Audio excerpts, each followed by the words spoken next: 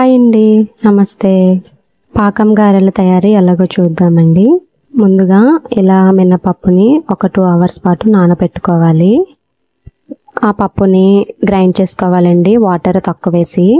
Water కనుక ఎక్కువ వేస్తే పిండి అనేది బాగా జారు వచ్చేస్తుంది, దానివల్ల గారె సరిగా రాదు. అలానే నూనె కూడా ఎక్కువ పీల్చేసుకుంటుంది గారె అనేది.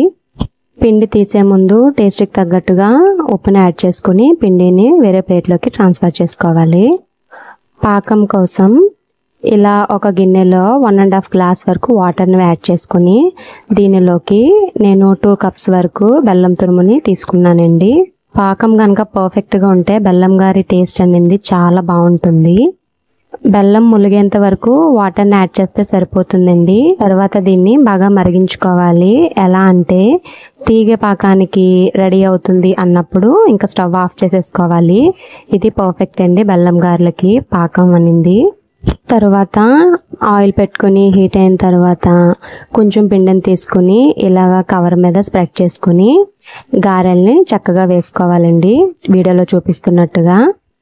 గారె 2 వైపులా బాగా వేగిన తర్వాత బెల్లం పాకంలోకి వెంటనే ట్రాన్స్ఫర్ చేసేసుకోవాలి. గారెలు వేడిగా ఉన్నప్పుడే వేయాలండి, లేదంటే పాకం అనేది పీల్చదు. పాకం గారెలకి గారె అనేది పలచగా ఉండాలండి, బాగా లావుగా ఉంటే బాగుండదు. అంతేనండి, రెడీ అయిపోయింది బెల్లం గారెలు. వీటిని ఇలానే తినేయచ్చు, లేదా ఒక అరగంట ఫ్రిడ్జ్లో పెట్టుకుని తర్వాత తిన్నట్లయితే వీటి టేస్ట్ ఇంకా బాగుంటుంది. మీరు ట్రై చేయండి ఇలాగా. ఈ వీడియో మీకు నచ్చినట్లయితే ప్లీజ్ లైక్ చేయండి, షేర్ చేయండి, సబ్స్క్రైబ్ చేయండి. పక్కనే ఉన్న బెల్ ఐకాన్ని క్లిక్ చేసినట్లయితే నా వీడియోస్ని మీరు రెగ్యులర్గా ఫాలో అవ్వచ్చు.